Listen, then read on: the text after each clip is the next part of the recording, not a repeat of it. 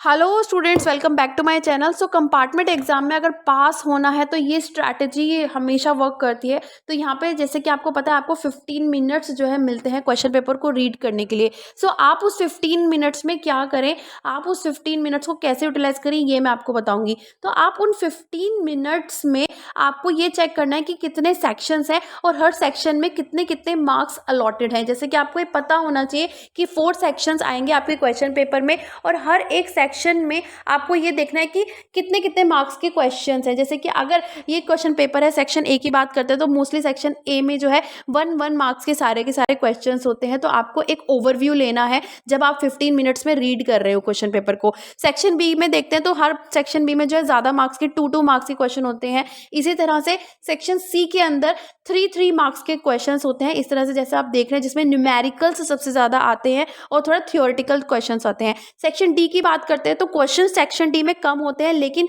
Highest marking के होते हैं, 5 मार्क्स के होते हैं, जैसे आप यहाँ देख रहे हैं। तो यहाँ पे आपको क्या करना है, जब आप 15 मिनट्स में अपने क्वेश्चन पेपर को रीड करें तो आप ये सिनेरियो अपने माइंड में बना ले कि आपको कौन से क्वेश्चन पहले करने हैं और कौन से क्वेश्चंस बाद में करने हैं, या फिर कौन से क्वेश्चन आपको छोड़ने हैं, आपको आते ही नहीं है, वो टॉपिक आपने किया ही नहीं है। ठीक है, तो यहाँ पे मेरी आपको ये है कि आप हर सेक्शन में देखें कि आपको कौन सा सेक्शन पहले करना है और कौन सा सेक्शन बाद में करना है। बेसिकली जिस क्वेश्चन में या जिस सेक्शन में आप कॉन्फिडेंट हैं और आपको सबसे ज़्यादा क्वेश्चंस आते हैं, आप वो सेक्शन पहले करिए। ठीक है, जिसमें भी आपको, चाहे वो 1 मार्क्स के हो, चाहे वो 2 मार्क्स के हो, चाहे वो 3 मार्क्स के हो, तो जो सेक्शन आपको पहले आता है वो सेक्शन स्टार्ट करिए।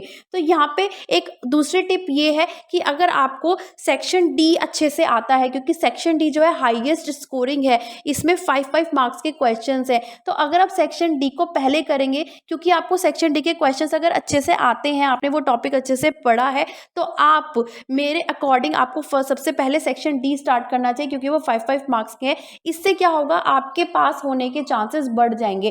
बाई चांस आपके पास टाइम कम रह जाता है और पेपर जो है ज़्यादा लंबा है, तो आपने 5 मार्क्स के क्वेश्चन कर लिए, तो आपको ये दिमाग में ये टेंशन नहीं रहेगी कि मैं पास नहीं होऊंगा। तो आपको 5 मार्क्स के क्वेश्चन पहले करने चाहिए, उसके बाद आप सेक्शन सी अटेम्प्ट करें, उसके बाद आपका मन है तो सेक्शन ए अटेम्प्ट कीजिए या फिर सेक्शन बी अटेम्प्ट कीजिए।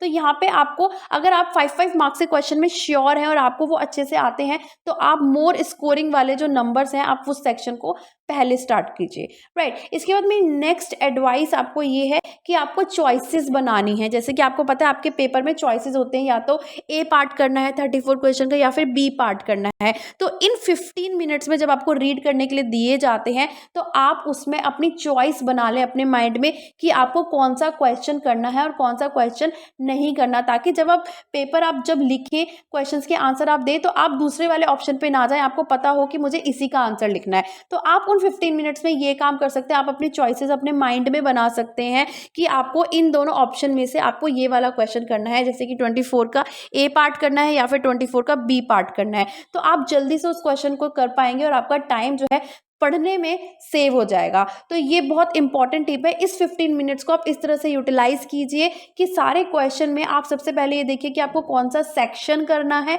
और उसके बाद आपको ये देखना है कि आपको चॉइसेस कौन कौन सी करनी है। नेक्स्ट मेरी टिप ये है कि आपको एक सीक्वेंस फॉलो करना है गाइज। जैसे कि अगर आपने फॉर एग्जाम्पल सेक्शन बी, आपने सोचा कि मैं सबसे पहले सेक्शन बी करूंगा या करूंगी, तो आपको क्या करना है, उस सेक्शन बी के सारे क्वेश्चन पहले करने हैं, उसके बाद नेक्स्ट सेक्शन उठाना है। हालांकि कोई भी ऐसा हार्ड एंड फास्ट रूल नहीं है कि आप सेक्शन बी पहले करें या सेक्शन सी पहले करें, या कोई सा भी क्वेश्चन आप क्वेश्चन पेपर में कर सकते हैं। लेकिन ये एक अच्छा तरीका है अच्छे मार्क्स गेन करने का, कि आप वो सेक्शन पहले कीजिए जिसके बहुत सारे क्वेश्चंस आपको पता है, या फिर जिसमें आप ज़्यादा कॉन्फिडेंस फील करते हैं, तभी आप नेक्स्ट सेक्शन के क्वेश्चन पर जाएं। ठीक है, सेक्शन बी पहले पूरा कीजिए, उसके बाद सेक्शन सी, जो भी आपने सोचा हुआ है सीक्वेंस आप वो फॉलो करें, लेकिन पूरा क्वेश्चन पूरा सेक्शन आप पहले करें, उसके बाद नेक्स्ट सेक्शन पे जाएं। इसके बाद अगर आप फॉर एग्जाम्पल आप कोई न्यूमेरिकल सॉल्व कर रहे हैं और आप उसमें आप फंस गए हैं, आपको समझ में नहीं आ रहा अब आपको क्या करना है, तो आप उसमें बहुत ज़्यादा टाइम मत लगाओ। अगर आप उसमें ज़्यादा टाइम लगाओगे तो सारा पेपर आपका उसमें रह जाएगा। तो आपको क्या करना है उस केस में, अगर आप किसी भी क्वेश्चन में अटक जाते हो बीच में, तो आप थोड़ा सा जो स्पेस है उस क्वेश्चन को फिनिश करने का आप वो छोड़ दें और नेक्स्ट क्वेश्चन पर जंप करें, ताकि अगर आपका क्वेश्चन पेपर जो है फिनिश हो जाए और आपके पास लास्ट में अगर टाइम हो, तो आप उस क्वेश्चन को दोबारा से सॉल्व करने का प्रैक्टिस करें, सॉल्व करने का ट्राई करें कि एटलीस्ट वो ट्राई हो जाए। सो ये है मेरी टिप। अगर आपको टिप अच्छी लगी है तो प्लीज़ अपने फ्रेंड्स के साथ इसको ज़रूर शेयर कीजिए और कमेंट करके मुझे ज़रूर बताइए। So friends, till then bye bye and take care and best of luck for your compartment exams. Hello students, welcome